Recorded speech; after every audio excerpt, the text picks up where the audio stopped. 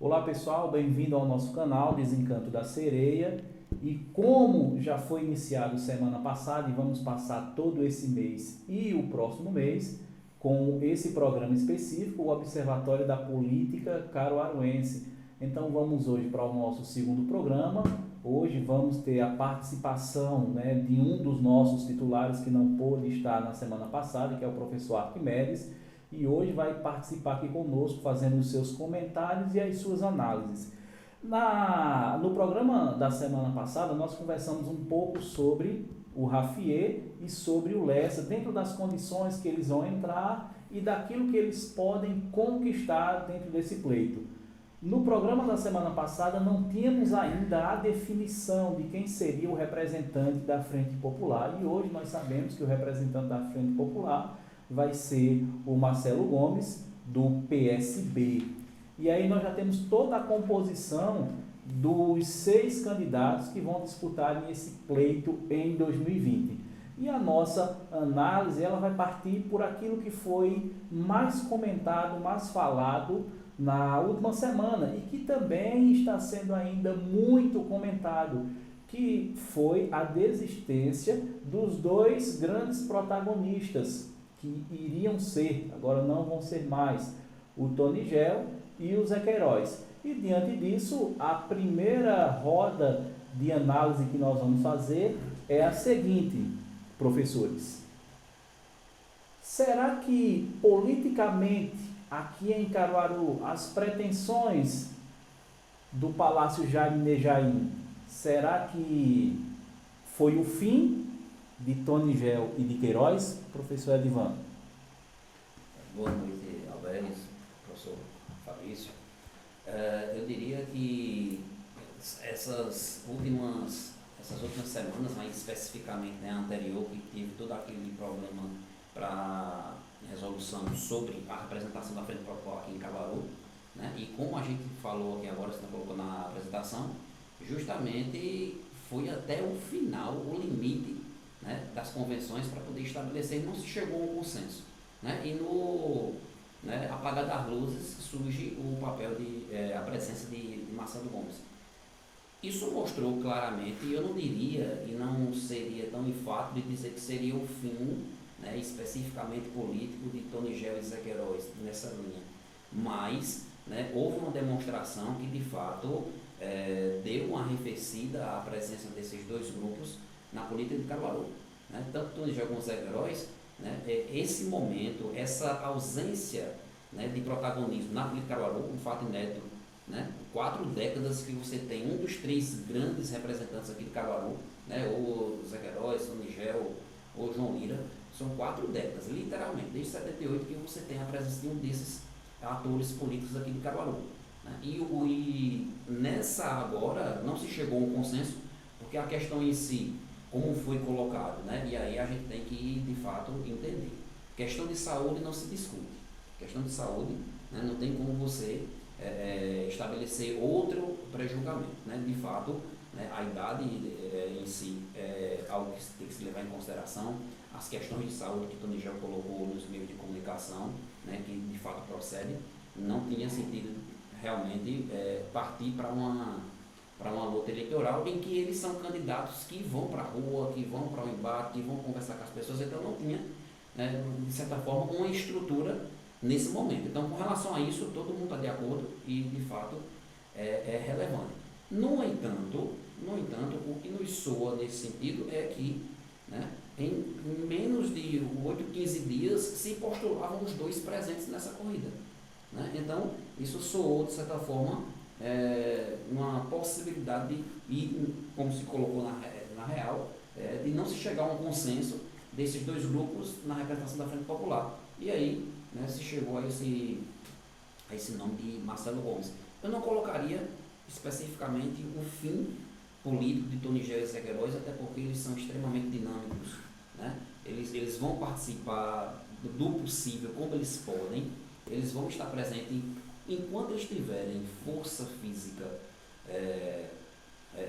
na vida política de Caruaru, eles vão estar participando, seja, né, não necessariamente como um personagem principal, mas a sua presença sempre vai ser muito bem requisitada e apresentada pelos candidatos. Então, mas que, de fato, essa saída desse protagonismo agora e a forma como foi, né, que se esperava um dos dois, ou os dois, mas principalmente um dos dois como representação, e de repente não se chega a um consenso, e no último dia da convenção saem várias conversas, né, conversas desencontradas, e no final você tem outra representação que pegou muita gente de surpresa, foi postulado esses nomes em si, mas se esperava até o outro momento que seria uma representação mais forte dos dois, e aí surge essa figura de Marcelo. Então eu acho que, né, arrefeceu, né, foi impactante para a Frente Popular, mas, né, eu creio que eles vão ter um papel importante nessa eleição, apesar, né, de estar um pouco mais fragmentado, porque demonstrou isso claramente. Professor Arquimedes. Um abraço, Alberes, professor Edivan. Veja, eu concordo com o Edivan quando ele diz assim, eles não mais serão protagonistas, tá? Eu acho que agora começa um processo de renovação desses dois grupos políticos. A gente vai perceber então pelos fatos colocados, primeira situação, Tony Gel e José Queiroz são políticos que têm densidade em Caruaru. Eles têm uma votação sempre boa quando se candidatam a algum cargo, ou estadual, em termos de proporcional, ou em termos de municipal, a majoritária, não é? Então eles têm densidade eleitoral, não vão sair assim de graça da política da cidade, vão deixar seus herdeiros políticos, tá? O que me espanta, Alberes, é que desde o começo do ano, por exemplo, José Queiroz vinha batendo muito forte na questão do governo de Raquel Lira e bradando que iria para a campanha, não é? Somente agora, no dia final, é que ele anuncia que não será candidato e explica os motivos dele, mas Ivan colocou questões de saúde, não discute, respeita, tá?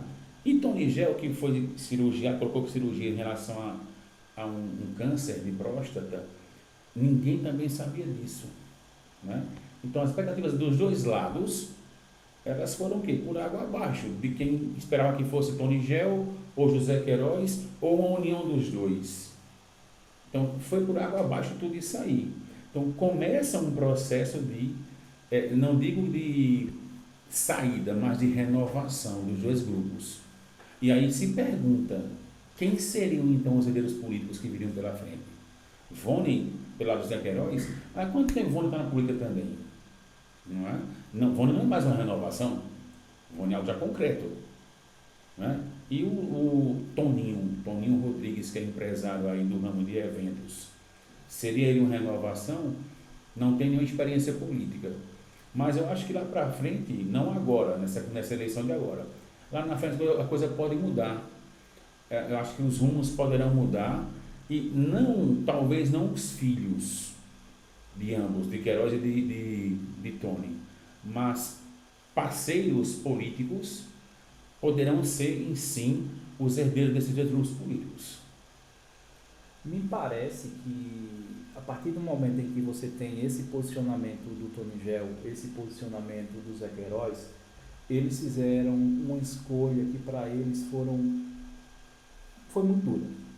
Foi difícil, realmente. Eu acredito que eles tinham duas situações no qual eles escolheram aquela que seria um prejuízo menor. Eu levanto a seguinte questão, meus amigos. Nós ficamos sabendo que existiam pesquisas internas e que dava a Raquel dentro de uma posição, assim, muito boa. E isso foi também um dos motivos para que o próprio Tony Gel e o Queiroz retrocedessem. Então ficou aquela questão de que eu entro para uma campanha no qual, diante de umas pesquisas que exigem que o meu nome não é mais competitivo como era anteriormente, e corro o risco, no caso de Queiroz, de participar de uma última eleição para prefeito, falo pelo aspecto da idade. Sim. Pelo aspecto da idade.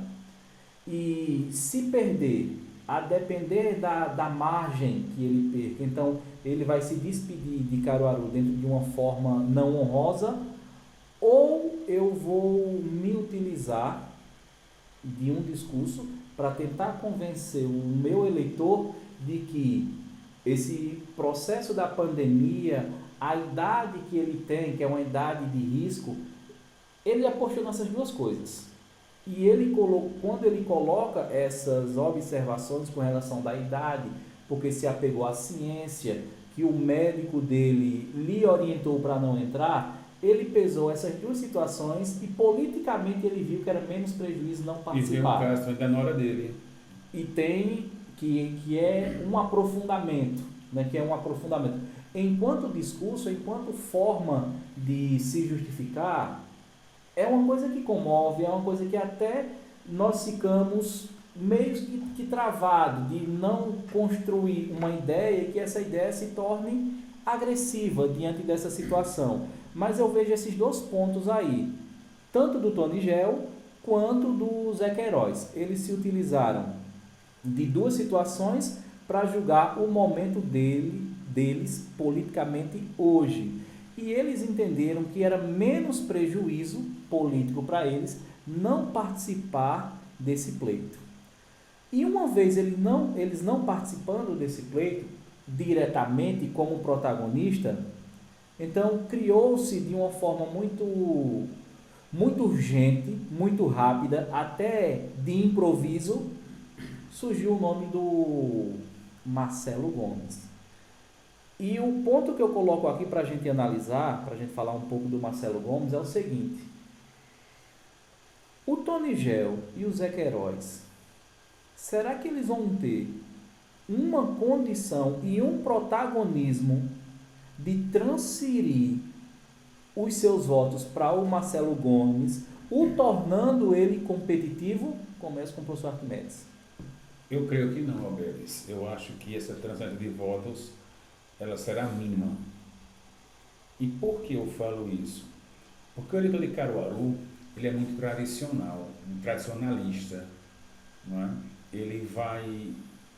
O meu voto seria de Alberes ou seria de Edivan.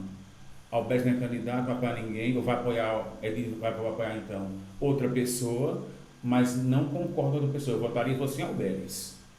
Então acho que não vai passar o voto para Marcelo Gomes.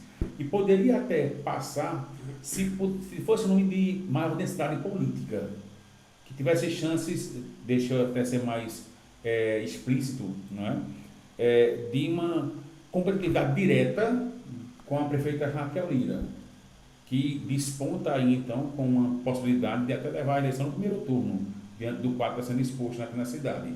Não é? E aí vem uma situação que eu queria colocar, você falou há pouco, de Queiroz e de Tony Gel não participarem desse processo. Então, nesse contexto, o Palácio do Governo do Estado deixa Caruaru de mão mais uma vez. Não é? Então, não vai, na minha opinião, não passa os votos para Marcelo Gomes, os votos vão pulverizar, a gente vai ter então por aí mais de 80 mil votos, que irão ser, tanto para Marcelo vai um pouco, um percentual, tá? Para Raquel, não sei se vai também alguns, e aí tem então a distribuição, nulo, abstenção, branco, e tem os dois lados, né? O Lessa, o Rafier, que eu acho que vai dividir mais com o Lessa os votos do Rafier, e tem os votos mais ideológicos, que são de Marcelo Pezão, professor Marcelo Rodrigues, né? E o do Rafael, que é da Unidade Popular. Eu acho que para o Marcelo Gomes a quantidade de repasse será pouca. Professor Edivan? Eu diria que é complicado de você fazer, às vezes, né, projeções no sentido, já que fica no campo das ideias, porque é algo que ainda vai acontecer. Então a gente trabalha com a possibilidade de estabelecer algumas conjecturas para poder chegar a essa realidade. Eu diria que a intensidade das votações, né, daquele público que Tony Gel e Zé Queiroz sempre tiveram em Caruaru, né, isso é fato, eles sempre são grupos políticos que têm uma fidelidade de eleitores, isso é histórico, né, na história deles aqui em Caruaru. todo esse eleitorado que fiel a esses dois grupos passar automaticamente para Marcelo Gomes agora como representante da Frente Popular, 100% não. Mas também eu diria a você que, né, é necessário se levar também em consideração que são dois grupos políticos que, de certa forma, têm uma história política e têm uma força eleitoral muito grande. Né? Eu acho que, com relação a Marcelo Gomes, a partir do que for trabalhado, porque, com certeza, né, tanto Tony Gel como Zé Queiroz, eles vão participar ativamente de uma preparação, né, de como Marcelo vai estabelecer mais a sua candidatura. Até por questão de apoio, por questão de organização, né, por questão de mostrar como é a dinâmica, né, que é diferente a questão do executivo para o legislativo, que Marcelo já é 2 vezes vereador. Então eles vão participar ativamente. A gente vê as inserções dessas figuras políticas, né, a forma como eles falam, mostrando entusiasmo, que obviamente é o papel deles agora e fazer toda essa questão, mas é óbvio que não vai passar 100%. Mas eu creio que uma boa parcela dessas votações, desses dois grupos, pode vir para Marcelo. Eu acho que o ponto inicial vai ser como vai ser a conduta e como vai ser a dinâmica de Marcelo enquanto protagonista. Né? Na hora que ele começar os debates, na hora que começar a estabelecer um plano de governo, na hora que ele começar a conversar com as pessoas e nas principais instituições, nos principais meios de comunicação, quando ele colocar de fato, né, toda a ideia daquilo que se julga como representação da Frente Popular, a população vai observar se de fato ele merece o voto daqueles que eram de Tony Gel e de Zé Queiroz, ou se eles vão ver que a partir da forma como ele vai agir, né, e do seu capital político, da sua desenvoltura, né, alguns podem, de certa forma, migrar esse voto. Então, assim, fica um pouco em aberto. Agora, que de fato, essa transmissão dos votos fiéis de tanto Zé Queiroz como Tony Gel para Marcelo Gomes, inclusive, né, isso fica um pouco mais diminuído, porque ultimamente a gente está vendo que, como são dois grupos em que tanto para Zé como para Tony Gel está acontecendo um processo de uma certa fadiga política, em que já são personagens que já estão há muito tempo e naturalmente, politicamente, vai se pensando numa certa renovação, e aí eu coloco renovação no sentido de que você tem representações aí que já tem um histórico político, então esse conceito de renovação vai depender muito de quem se apresenta, mas o nome, né, que está na história, mas que as pessoas, os eleitores que queiram outras visões ou queiram outros representantes, né, vai receber Marcelo Gomes, mas não na quantidade que de fato, né, teria uma representação da Frente Popular em Caruaru. Um detalhezinho, Alberes, por favor. E assim, historicamente, minha gente, em Caruaru, Tony Gel e Queiroz sempre foram adversários ferrenhos. Como é que a população, os eleitores de Tony Gel e Zé Queiroz iam aceitar essa união? Que agora estão unidos em torno do nome de Marcelo Gomes. Isso é outro problema que vai pesar no voto dos eleitores fiéis a eles também. Até porque, né, Fabrício, apesar de estar na base do governo, sim, né, na Frente Popular, ter essa força com relação aqui a Caruaru, mas uma coisa é a base a nível estadual, mas quando chega para questões municipais, sempre sempre teve essa polarização entre os dois. Porque tanto o Queiroz como os Liras em si, eles estão, historicamente, eles são, né, interligados, né, e aí a história de Caruaru fala pra gente. Mas Tony Gel sempre foi a polarização desse grupo. E agora, de repente, isso é outro ponto, e aí você lembra bem, isso é outro ponto também que pode vir como um aspecto negativo no sentido de transferência desses votos. Né? Então, tem esse sentido também. Talvez um candidato, né, que fosse lançado, ou algum deles estivesse presente, ou Zé Queiroz ou Tony Gel, aí você teria outro cenário. Né? Mas isso vai ser difícil também de ser degustado por alguns, porque aqueles que são fiéis, que vão entender, vão votar normalmente a partir do que Queiroz e Tony Gel mandar. A gente sabe que isso existe, é natural. Mas aqueles que, de certa forma, vão tentar ter uma visão mais crítica da situação, isso vai ser um peso muito grande. De tentar entender por que, né, esses dois grupos antes antagônicos agora estão na mesma caminhada.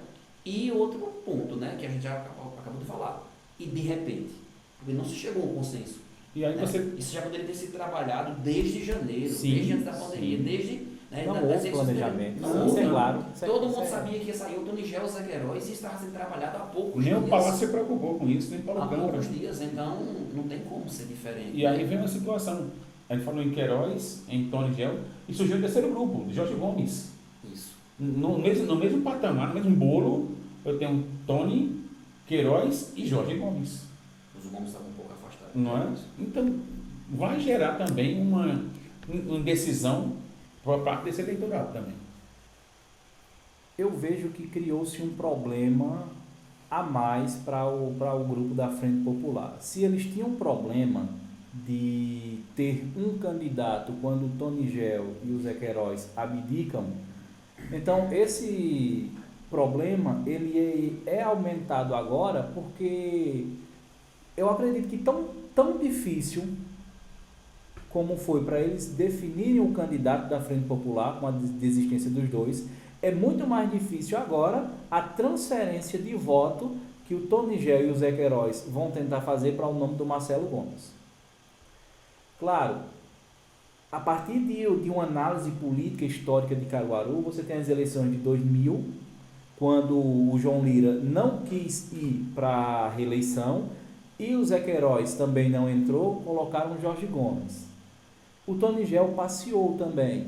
Foi uma vitória acachapante também. 11 mil votos. Você tem quando o grupo do Tony Gel lança um candidato que não é o Tony Gel, a gente viu a dificuldade que foi de arregimentação de voto com a Ivânia e com a própria esposa do Tony Gel. Vimos na última eleição, Zé Queiroz não entrou, indicou o Jorge Gomes, e o Jorge Gomes não chegou a 20 mil votos, fechou com 19 mil votos. A história política de Caruaru, que o professor Arquimedes retoma, nos dá essa possibilidade de imaginar, de fazermos projeções, que vai ser uma dificuldade muito grande do Queiroz e do Tony Gel de tornar o Marcelo Gomes competitivo. Quando eu menciono isso, eu levo em consideração o histórico político, a história política de Caruaru, quando você não teve um candidato competitivo e esse candidato competitivo indicou alguém.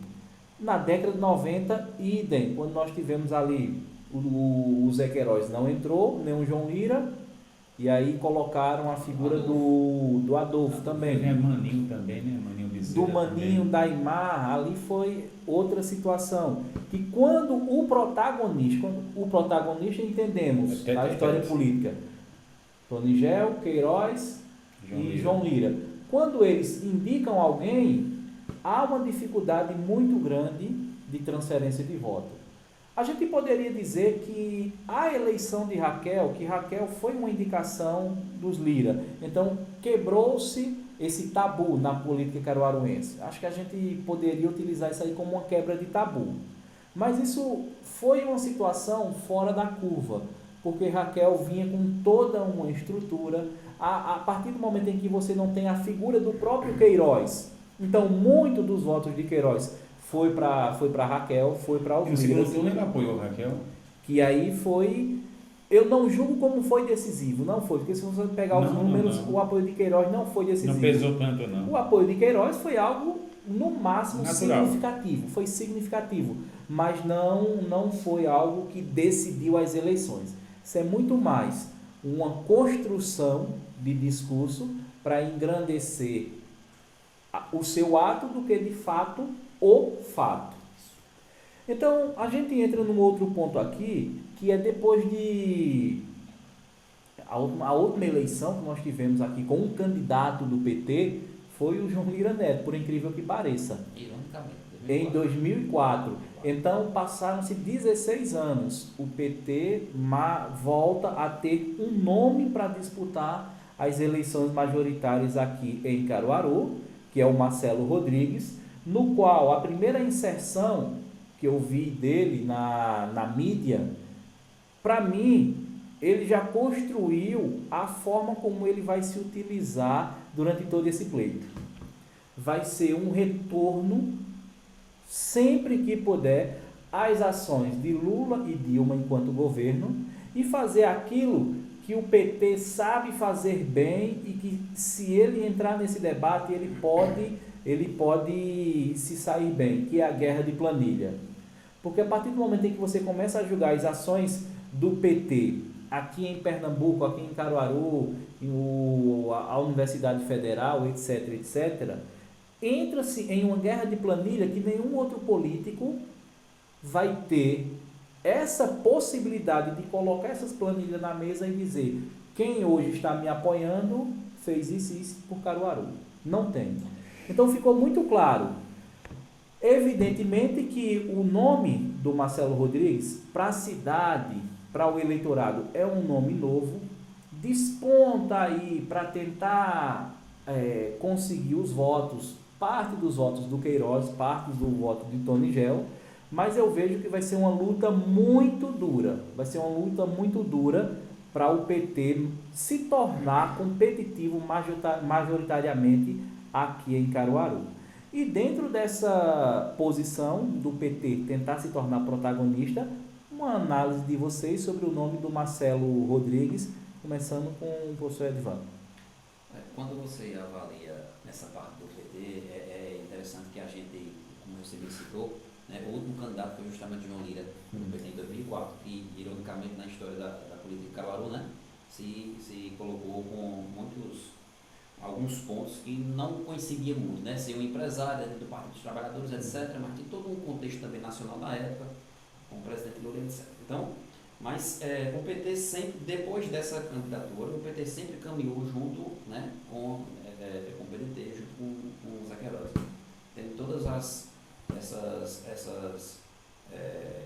esses momentos, esses pleitos de Caruaru, sempre estiveram juntos, né, na majoritária.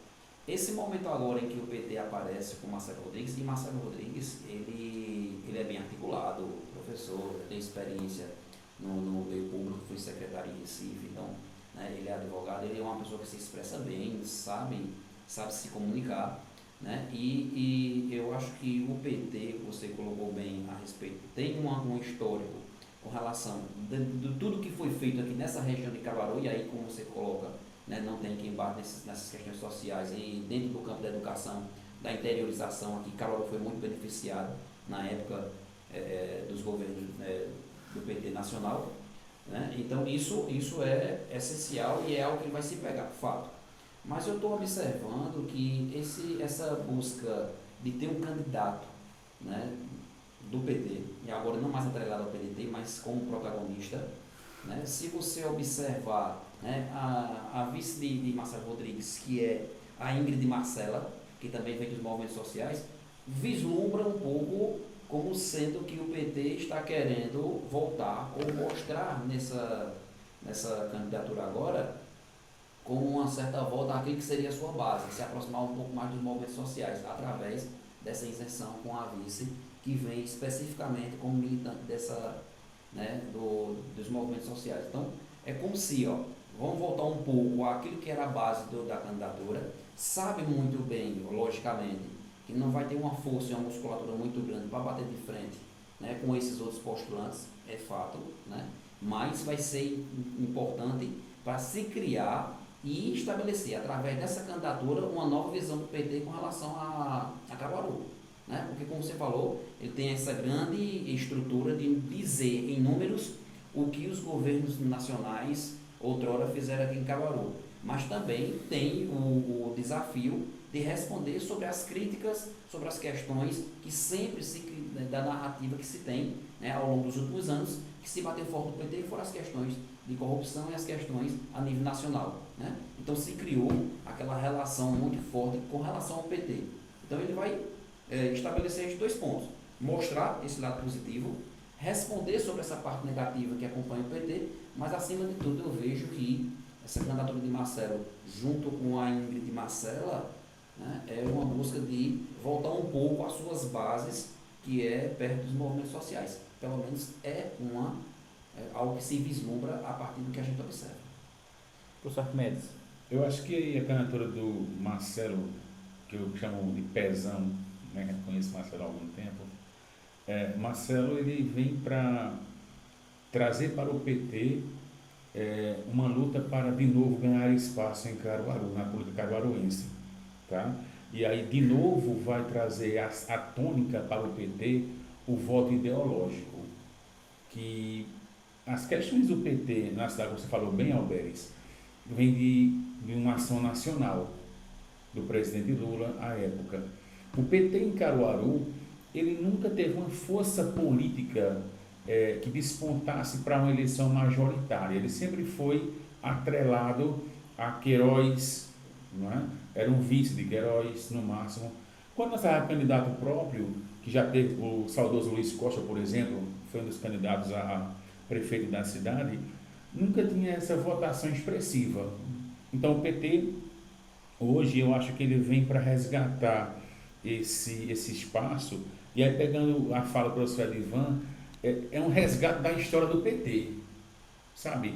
Voltar às suas origens, recomeçar, é um recomeço, para tentar então, com esse recomeço, construir então uma nova base, para numa eleição futura, começar então a dar passo. Aí eu volto àquela história da Dilene, né? Dar um passo atrás, para dar 2 passos à frente.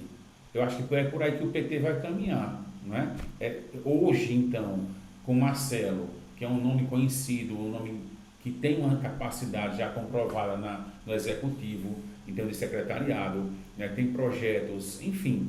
Marcelo, ele vem para trazer essa imagem para o PT e tentar resgatar a base histórica do PT para mostrar isso, consolidar em eleições futuras. Então o PT poderá despertar para uma nova conjuntura.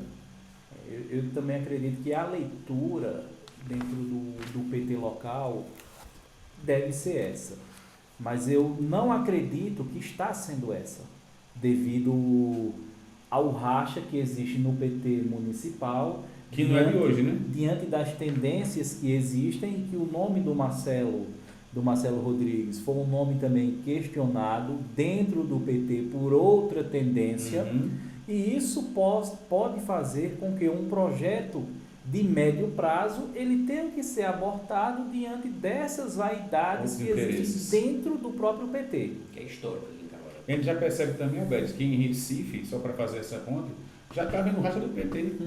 Né? O próprio Humberto já demandou por causa de João Campos. E a Marília, saiu pesquisa, a Marília está na frente.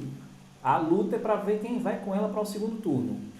Mas voltando aqui para Caruaru. E nós temos uma novidade, que é a Unidade Popular, um partido jovem, partido mais jovem, partido novo, que já tenta fincar a sua bandeira aqui em Caruaru como um partido essencialmente de esquerda, que tem pautas de esquerda, que tem um discurso de esquerda, já lança um candidato a prefeito, que é o Rafael Vanderlei. Se não me falha a memória, a Unidade Popular não está coligada com ninguém, tem os seus postulantes para a Câmara, tem os seus postulantes, tem um número razoável de candidatos a vereadores, traz a bandeira de uma esquerda essencial, que em outros tempos quem assumia esse protagonismo de essencialmente de esquerda era o PCB, que na última eleição teve o Jefferson Abraão, e o PCdoB, que historicamente sempre lançava seus candidatos. O último também foi o Eduardo Guerra, que já veio, que em outros momentos também se lançou também como candidato. Então, será que a Unidade Popular, dentro dessa candidatura do Rafael Vanderlei, vem para tentar ocupar esse espaço histórico aqui de uma esquerda de essência, que quem tinha esse protagonismo era o PCB e o PCdoB? A gente começa com o professor Arquimedes agora. Como diz minha filha, né? É a esquerda raiz. Bom, é uma novidade, a contar pelo próprio partido, não é? É um partido mais novo do país, creio eu, se não for o mais novo, não é? E vem com uma chapa chamada de Puro Sangue, não é? O Rafael, que é advogado, se não estou enganado, e a Valéria, que é das causas acho que é do MST, se eu não estou enganado também, não é? Mas ele conta com apoio ou apoios que para um partido jovem é significativo, não é? Alguns setores do PSOL, né, que em Carol não é tão forte, mas em nível nacional destaca-se o PSOL, apoia a candidatura do Rafael, e acho que também alguns setores do PCB, que o PCdoB está com Marcelo Gomes, né, com o Davi Schiaiusa, não é isso? Então, essa candidatura do Rafael, da Unidade Popular, vem então representar a questão popular de verdade, porque ele é um candidato que se apresenta como o quê? Aquele que vai então representar os garis, as donas de casa, os trabalhadores em geral, não é? O assalariado Isso, em geral. não é? O operário, o proletariado, não é? É assim que eu vejo que ele está tentando se apresentar, né? Eu acho que a gente não tem muito o que dizer desse partido ainda, nem dos candidatos. Eu acho que são para a gente muita novidade.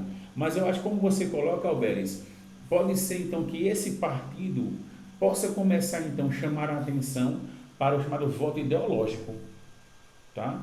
Em resgate da tradição ideológica do voto que era do partidão do PCB, não é? Trazer de volta então esses eleitores que tentam então fincar a sua ideologia em um representante que poderia ser o Rafael Vanderlei. Aguardar para ver como será o desempenho dele nessa campanha eleitoral. O Serivan? Quando você vê essa postulação da Unidade Popular, aí você faz um pouco uma volta na história em si, né? O nome é Unidade Popular, mas é Unidade Popular pelo socialismo, na sua essência, né? Em si, né? Como o partido se coloca.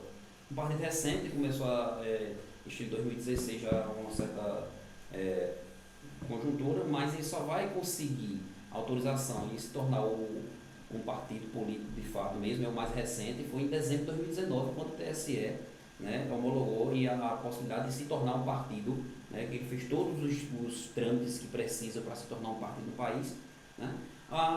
Historicamente, se você vê essa questão ideológica que o professor Fabrício falou, né, se você voltar um pouquinho, esse partido da Unidade Popular Brasileira, ele se baseia, né, no seu histórico da Unidade Popular Chilena, na época que era base, né, e que ajudou muito a época de Allende chegar, né, Salvador Allende chegar ao poder dos anos 70 do Chile. Então, quando se fala, né, e uma representação da questão, né, de esquerda socialista aqui na América do Sul.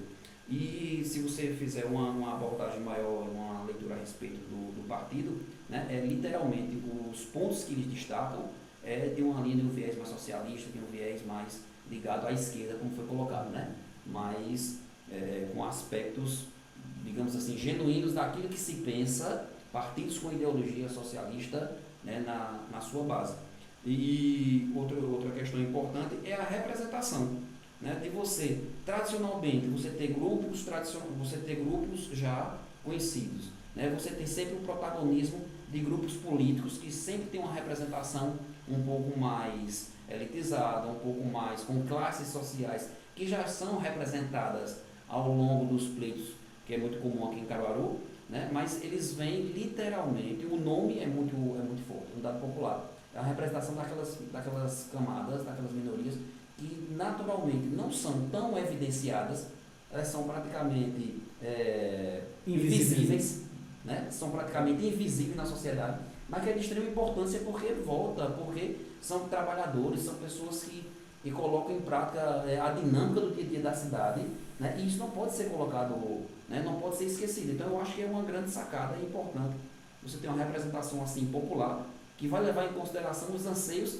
daquelas pessoas, daqueles grupos que são invisíveis na sociedade, mas que, né, através de uma postulação dessa, muitos desses grupos, muitos desses representantes vão se sentir representados, né, e participar mais ativamente da política. Então, é interessante porque vai chamar algumas pessoas que não se sentem, né, teoricamente, pela falta de experiência, na possibilidade de participar ativamente da política, mas ver esse exemplo dos dois, né, tanto do Rafael como da Valéria Pires, que é a sua vice, né, de ver que essa iniciativa pode arregimentar pessoas que tenham esse viés socialista, que seja essa linha de esquerda mais genuína, vamos dizer assim. E por fim, nós temos a figura da candidata, da atual prefeita, a Raquel Lira, que diante de todos esses movimentos aqui para as definições com relação de quem seria principalmente o candidato da Frente Popular, estava em uma situação e em uma condição de tranquilidade.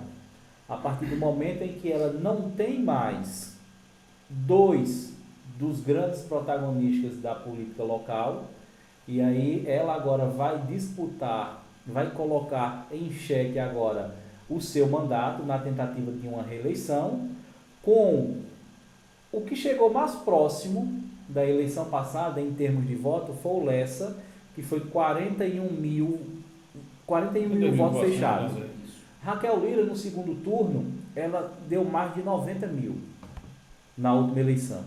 Então, de uma certa forma, ela está em uma situação de comodidade. Evidentemente que ela não vai tratar dessa forma dentro de um debate público.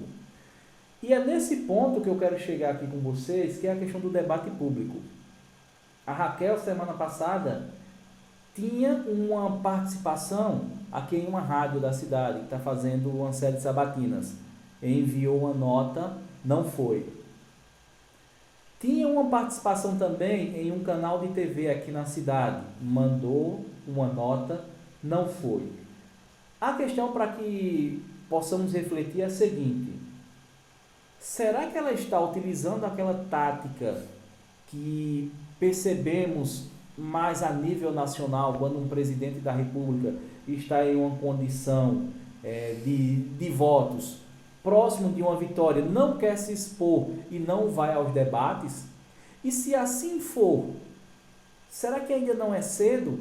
Enfim, eu coloco esses dois pontos aqui para que a gente possa debater a questão de Raquel nessas eleições. Essa estratégia que ela vem tomando e se isso pode causar alguma implicação.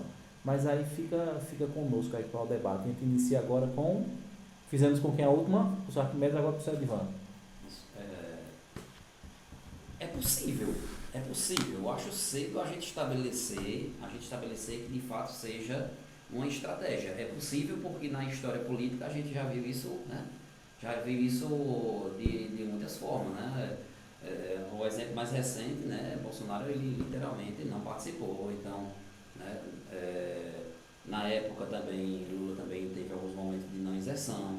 Você teve aqui a nível de Estado, teve alguns debates em épocas anteriores que já também não tinha participado, né? Então, você Paulo tem, Câmara também, né, historicamente, de certa forma comum que em alguns momentos, aqueles da situação que de certa forma estão num certo conforto, uma certa zona de conforto em si, né, pode se aproveitar dessa estratégia de forma que não estabeleça diante, né, das investidas de outro candidato, de outro opositor, né, de não pegar justamente naqueles problemas que são os casos da administração.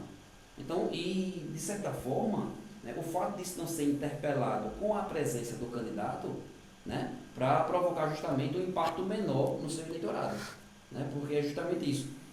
Os candidatos em si, né, que são da situação, eles vão ter uma responsabilidade, né, todos eles têm uma responsabilidade de defender o que ele fez durante sua gestão. Mas, ao mesmo tempo, carrega o fardo de responder sobre aquilo que prometeu e não fez.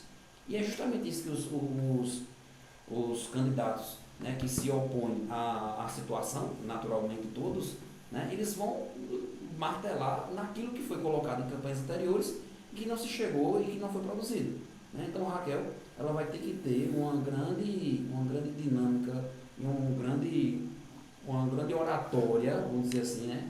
Um poder de retórica muito grande para poder explicar aquilo que na campanha anterior, né, se colocou como carro-chefe e chegar agora na campanha após 4 anos e não estabelecer. Né? E os candidatos, né, só bem rapidamente para citar, acho que 2 pontos essenciais que ela vai ter que ter um bom jogo de cintura para explicar com relação à questão da Feira da Solanca, né, daquele ponto, né, de saída, né, da questão da gratuidade, aquela parte ali foi muito batida naquele período, e também a questão das vagas nas creches, que durante todo esse período, aqueles que sempre são candidatos opositores, é a primeira coisa que fala. Então, esses dois carros-chefes, ela vai ter que ter uma tranquilidade muito grande e explicar isso para a população.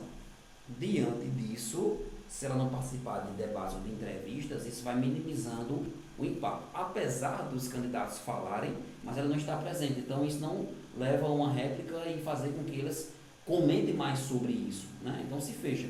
Agora, foram 2 momentos, né? Eu creio que a gente pode estabelecer isso como, de fato, uma estratégia certa mesmo, se, né, isso ficar de forma corriqueira nos meios de comunicação e principalmente quando se estabelecer os debates com a presença de outros participantes. Aí sim a gente pode bater o martelo que, de fato, isso vai ser um caminho que ela vai trilhar baseado numa zona de conforto. Professor Arquimedes. Nessa eleição, Raquel é a candidata a ser derrotada. É o foco dos adversários, é Raquel Lira, não é? E aí, não participar de entrevistas e debates, o professor Ivan colocou muito bem, não é uma prerrogativa só dela. Ao longo do tempo, a gente percebe, então, exemplos vários. Mas aí, então, faz com que ela, na condição de protagonista de uma eleição, que o é também, ela possa, então, minimizar os efeitos das críticas que ela vai receber.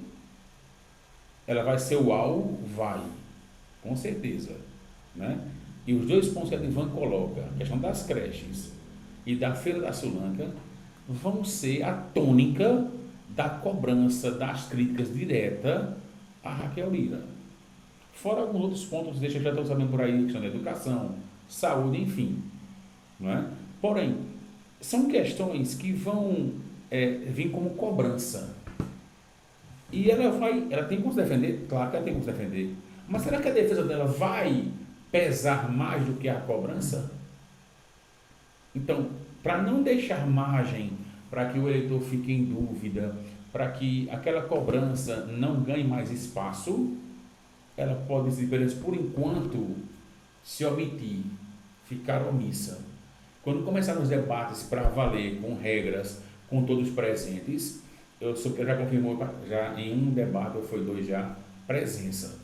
Ela também tinha confirmado presença também, tanto na rádio como na TV, de última hora, Existiu. Como o Fernando Henrique, como o Lula já fez, isso. Travado. A gente espera que ela participe de 1 ou 2, né? Porque faz parte e é necessário para que o eleitor conheça realmente as propostas dela, que não vai ser só no guia eleitoral, vai ser também no debate colocado isso também. E aí a gente pode entender também que Raquel também está nesse comportamento, porque diante do quadro que está exposto à eleição, sem Queiroz, sem Tonigel, aumentam as chances de uma possível vitória no primeiro turno. Então, talvez ela não queira alimentar essa chance de a oposição ganhar força em cima dela. É um caminho, é um pensamento que a gente está tendo em relação a isso. Está certo? Para mim, a posição democrática, não. Ela deveria ir, mas é uma estratégia da política e que ela está colocando em prática.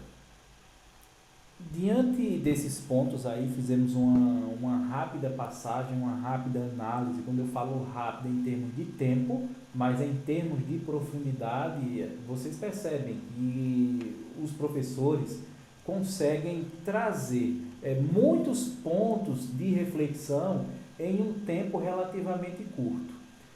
Esse ponto, essa questão de Raquel, se isso mesmo de fato for uma estratégia, é muito cedo, eu entendo que é muito cedo ainda para que ela tenha esse tipo de posicionamento, mas ao mesmo tempo de ser muito cedo, se isso de fato acontece, ela deve estar tentando compreender quem é que ela vai enfrentar, quem vai ser o candidato que ela vai escolher, porque isso é um outro ponto também para se colocar. Não é quem vai enfrentar Raquel, é quem Raquel vai escolher como adversário. Isso. Assim como o PT fez na eleição passada. Sim. Escolheu o Bolsonaro.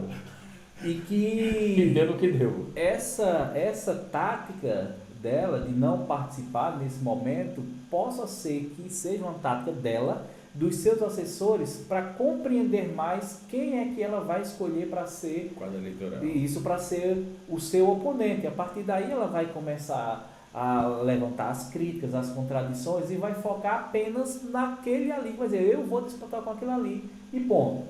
Pode ser também, claro, não sabemos o que está acontecendo, mas diante do exposto, diante do que a gente vem acompanhando, nos parece que é uma tática sim dela. Mesmo sendo uma tática muito imediata, que ela vai mudar isso a partir do momento em que ela conhecer um pouco mais no sentido em que ela percebe os seus oponentes dando entrevista publicamente, porque aí há um comprometimento. E com relação ao comprometimento, eu já deixo aqui para vocês que a temática do nosso próximo programa, nós vamos discutir as promessas de campanha. Nós vamos discutir os pontos pelos quais são bandeiras desses 6 candidatos. Digo isso porque vou deixar apenas uma rápida premissa. Nenhum candidato está se comprometendo hoje com a Feira da Sulanca de uma forma objetiva. Até na última eleição, você tinha candidato que batia na mesa e dizia, eu vou mudar. Outro dizia, não, vai ficar. Nenhum candidato está se comprometendo. O máximo que eles estão chegando hoje, professor, que vocês também já acompanhando, é o seguinte, vamos falar com o povo. Já tem até candidato que disse, não vou fazer pesquisa, não vou gastar dinheiro com pesquisa. Enfim, a Sulanca é um ponto importante e nós vamos debater não só a Sulanca, mas também outras bandeiras dos candidatos a prefeito aqui em Caruaru. E aí agradeço aos professores por mais esse momento e dizer, Edivan, viu, Arquimedes, veja, do nosso primeiro vídeo desse quadro que nós criamos aqui, para hoje, passado uma semana, o canal já conseguiu uma quantidade significativa de inscritos já. Significa dizer que há um acompanhamento, há uma importância daquilo que a gente fala, porque existe um comprometimento com uma análise daquilo que nós observamos e a partir disso aí as reflexões elas são postas e damos possibilidades para que a população também pense e veja a política de uma outra forma, sem o fígado, sem a paixão, sem as vendas nos olhos, no qual você acredita que determinado candidato é o salvador da pátria. E para isso, para você que ainda não é inscrito, peço que se inscreva no canal, que acompanhe esses nossos debates, que como mencionado no início, até o final do segundo turno, nós vamos aqui continuar com o nosso observatório da política caruaruense, com os colegas, professores e amigos Arquimedes e o professor Edivan. Nos encontraremos no próximo vídeo, pessoal. Valeu!